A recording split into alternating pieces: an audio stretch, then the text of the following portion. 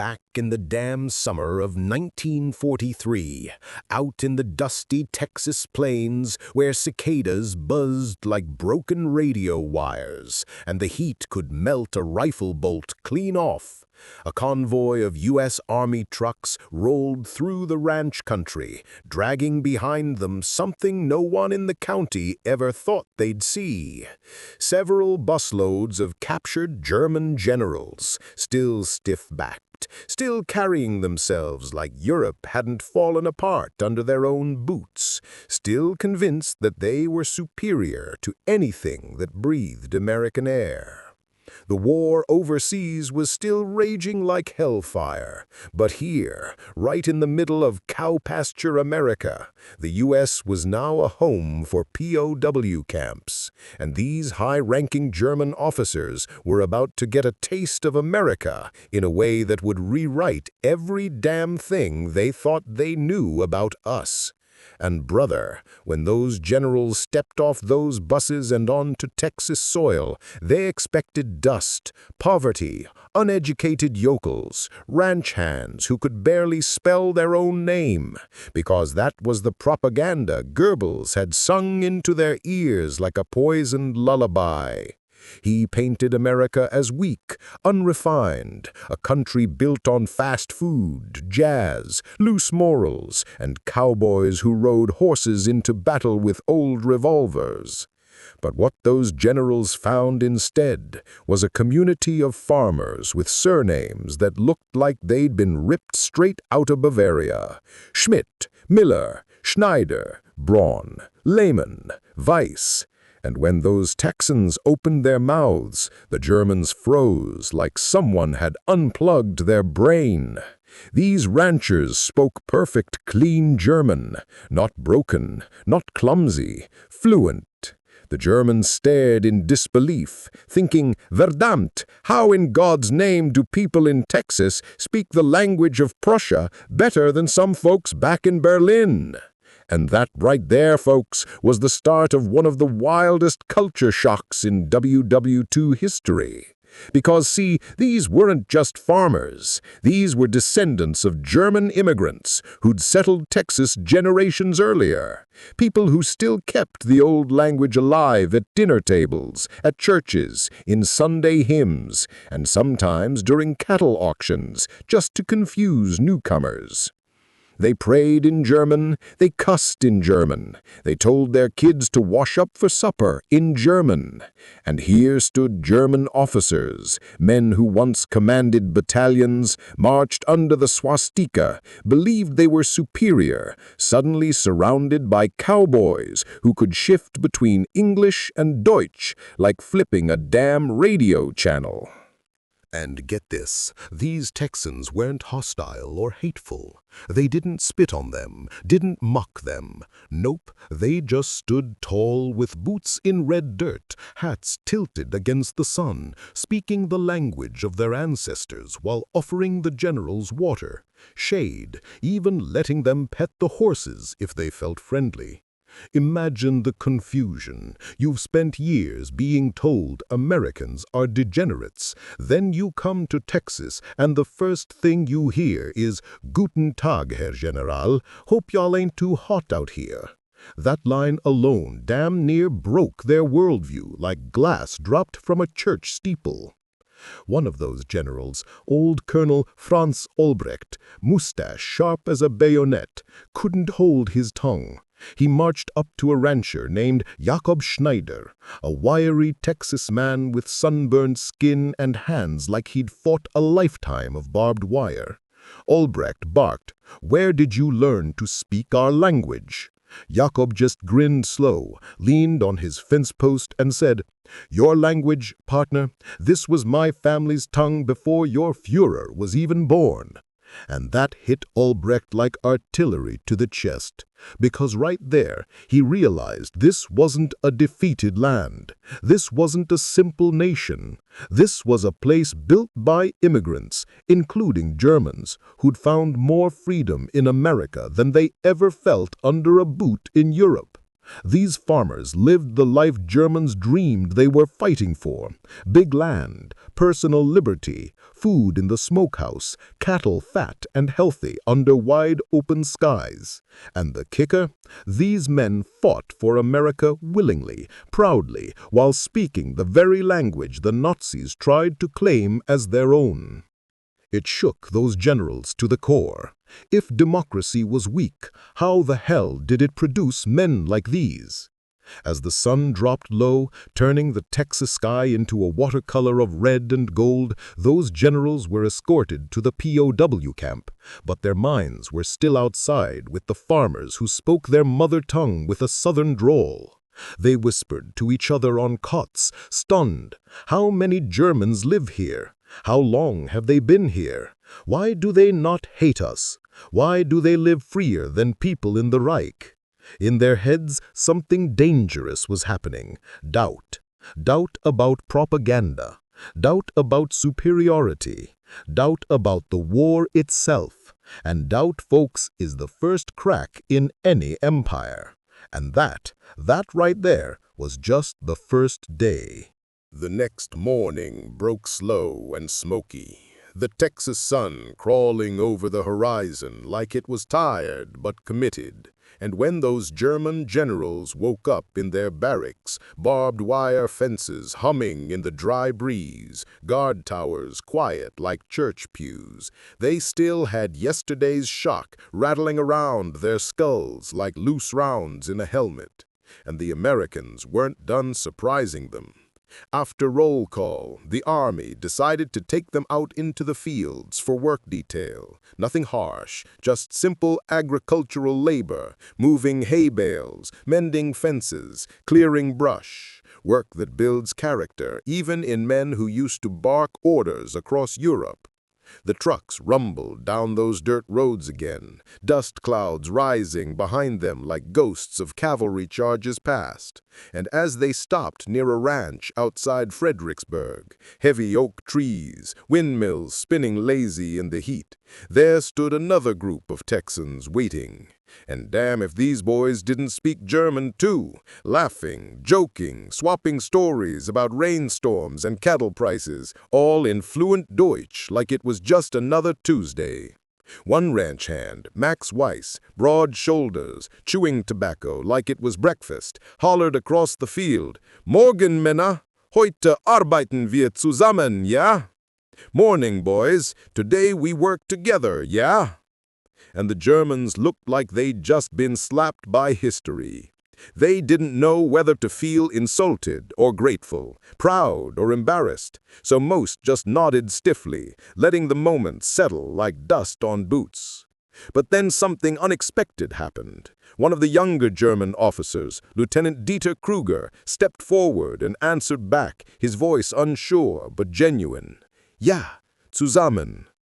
And for the first time since they stepped off that bus, they weren't prisoners talking to guards. They were Germans talking to Germans, but in America, under the Texas sun, working the same soil with people who shared their bloodline, but not their ideology. And as the day rolled on, work turned into conversation.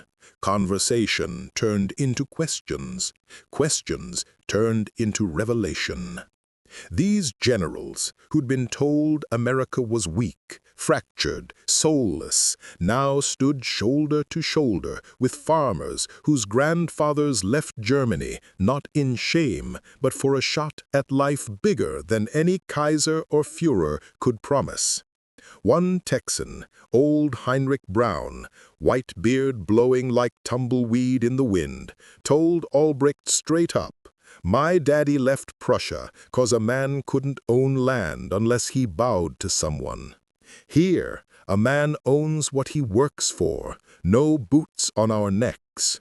The general didn't respond at first, not because he disagreed, but because he felt the crack widen inside him. Back home, the Reich took sons for war, took daughters for service, took land if it was for the state. Here, farmers owned thousands of acres, stretching further than a train whistle could carry. They built barns without permission, slaughtered cattle without paperwork, prayed to whatever god they damned pleased. Freedom wasn't abstract here. You could feel it under your fingernails, taste it in the dust, hear it in the laughter of kids chasing chickens through the yard. And those German officers, once proud, once immovable, started to realize something painful. This was the world they had been told they were fighting to build, but America had already built it. Later that night, the army arranged something bold, a small-town gathering, a barbecue, music playing out of someone's old radio, because Texans had a way of welcoming even their enemies through food and firelight. Ribs smoked slow over mesquite wood, sausages cracked open, releasing juice that smelled like heaven, cornbread sweet as southern rain. The prisoners sat separated, but close enough to feel the warmth of community. And then the music hit. Fiddles, accordions, old German folk songs mixed with American country twang. The generals froze, recognizing melodies from childhood, memories of Bavaria and Rhineland mixing with the sound of English laughter. Some of them whispered along, quietly, ashamed of the homesickness rising like floodwater. And when one brave Texan got up and said in German, "Sing with us if y'all remember the tune," you could see men who once marched behind Nazi eagles fighting tears under the glow of lantern light. For years, they'd been told Americans were the enemy. But enemies don't share your language. They don't sing your songs. They don't cook like your grandmother and hand you a plate with a smile. The internal war had begun, not between nations, but inside their chests, because that night those German generals learned something they were never meant to learn.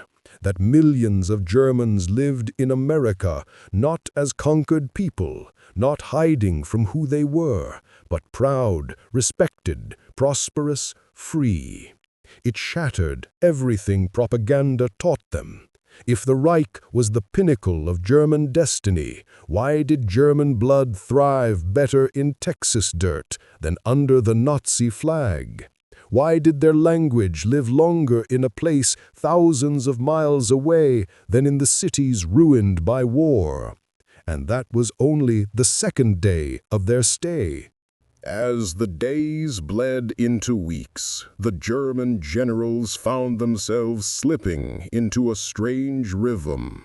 Mornings spent under the wide Texas sky, afternoons working side by side with ranch families, evenings filled with conversations that felt more like revelations than interrogations.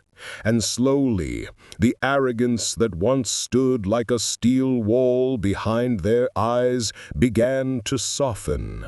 They weren't being broken by force. They were being undone by kindness, by contradiction, by the unnerving realization that the enemy they'd been ordered to hate looked an awful lot like home. One evening, after a long day hauling brush and repairing fences along the Pedernales River, a storm rolled in fast. Texas storms didn't ask permission. They just barreled across the plains with thunder like artillery and rain heavy enough to drown doubts. The guards scrambled to move the POWs back to camp, but lightning struck a tree along the return route, blocking the bridge and forcing everyone to take shelter at a nearby farmhouse. And inside that farmhouse, warm, candle-lit, simple but sturdy, those German generals sat dripping wet at a Texas dinner table, surrounded by German-speaking Americans who'd survived droughts, depressions, and wars without ever surrendering who they were. The matriarch of the home, Frau Elise Becker, hair tied tight under a kerchief, served them stew thick with potatoes and venison, bread fresh from the oven, and beer brewed right on the property. It tasted like the Rhine Valley, like childhood, like everything propaganda never told them America possessed. General Albrecht, who once barked commands across Poland, found himself staring at a framed photo on the wall. A young German couple in 1870, standing in front of a sod house, wagon behind them, eyes full of determination. Elise noticed and said gently, "Mein Großvater and Großmutter, they came here with nothing but a Bible and a plow." And Albrecht's voice cracked when he answered, "They came voluntarily. Our people now have no choice." Elise nodded slow, like she'd been waiting years to say what came next. "Germany sent us here, not by force, but by hunger and hope. We built what the old homeland couldn't give us. Freedom is not a gift from governments. It is earned by the hands that work the land." And brother, you could have heard a pin drop on that polished wooden floor.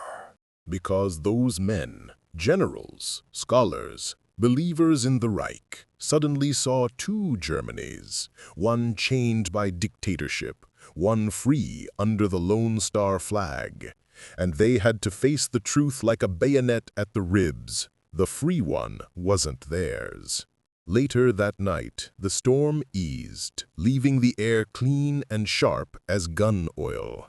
Before returning to camp, one of the younger Texans, Carl Brown, 23, blue-eyed, chewing a blade of prairie grass, asked a question no one expected. Was all this war worth it? Not a challenge, not an accusation, an honest, damn near painful curiosity. And for the first time since these officers wore the swastika on their collars, they didn't have a prepared answer. Lieutenant Kruger finally spoke, voice low, trembling like he was admitting a secret to the dark. "We believed we were restoring strength, but now it feels like we were breaking what mattered most." The Texans didn't gloat, they didn't cheer, they just listened. And silence can be louder than any victory march. Because those Germans weren't just questioning military strategy, they were questioning ideology, identity, purpose. These weren't just prisoners, they were men learning they had been lied to. The next morning brought the event that would finish what Texas had started. The POWs were taken to town for supplies, guarded, monitored, but trusted enough to walk Main Street under watchful eyes. And there, in front of the general store, they saw something no propaganda film ever prepared them for.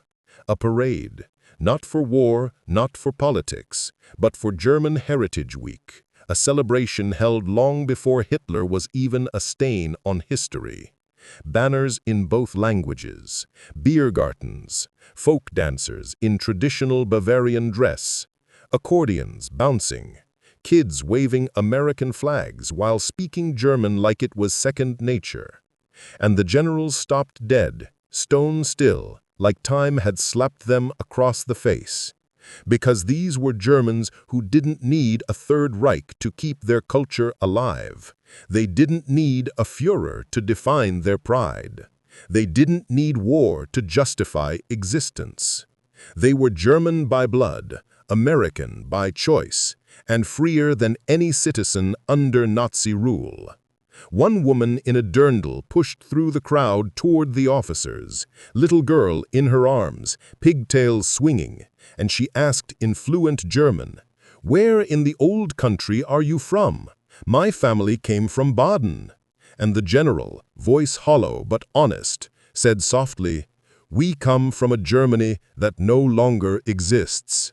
The woman smiled sadly, kissed her daughter's forehead, and answered, "It can exist, just not under tyranny." That line hit harder than artillery. In that one moment, those generals saw what the Reich never wanted them to see. German culture thrived more in American soil than under dictatorship back home. The realization didn't defeat them, It humbled them. And that was only week 3. By the time autumn painted the Texas fields gold and the war in Europe tilted toward its inevitable end, those once rigid German generals no longer carried themselves like men carved from granite.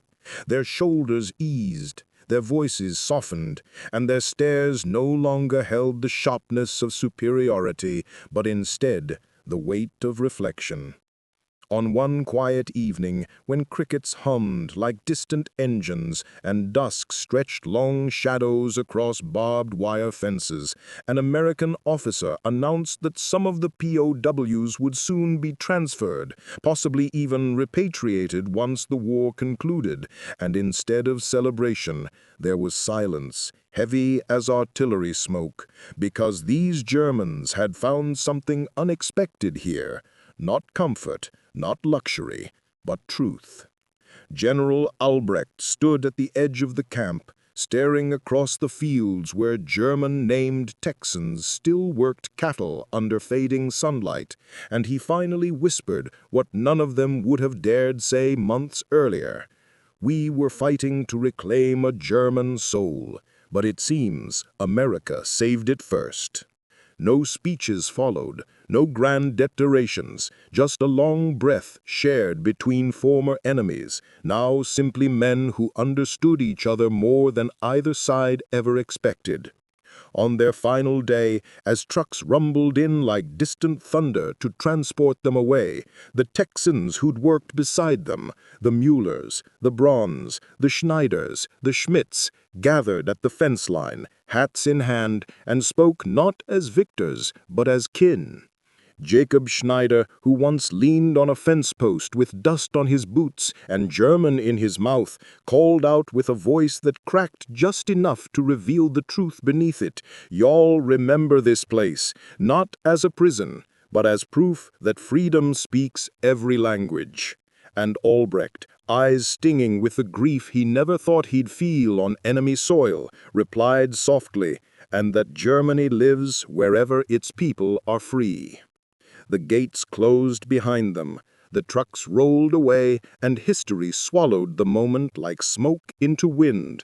But those generals carried Texas carved into their memory like initials in oak. They returned to a broken Europe, not with victory, but with understanding that the might of a nation isn't measured by conquest or propaganda, but by the quiet strength of ordinary people living freely under open sky. Many of them wrote years later, in memoirs, in letters, in whispers shared over beer, that the land which changed them wasn't Berlin or Normandy or Moscow, but Texas. A place where German blood found more liberty than it ever knew back home. And that, folks, is how a group of iron-backed Wehrmacht officers learned that sometimes the strongest version of your homeland isn't behind you, it's ahead, reborn somewhere you never expected. Sometimes under a Reich Eagle, sometimes under a lone star. And there it is, ladies and gentlemen, a story the textbooks rarely whisper. A story where a war wasn't won by bullets, but by barbecue smoke, open skies, shared language, and the kind of freedom you can smell in the dirt after rain. If this journey grabbed your gut, made you think, made you feel, or just opened a door you didn't know existed, then hey, do me a favor, hit that like button. Drop a comment telling me what part hit you hardest, and smash that subscribe if you love deep World War II stories told raw, loud, and real, just like we do here. Your support keeps these forgotten histories alive, keeps the storytelling rolling, and trust me, the next one, you won't want to miss it. Thanks for riding with me in this tale. Until next time, stay curious, stay brave, and remember, history lives in places we least expect.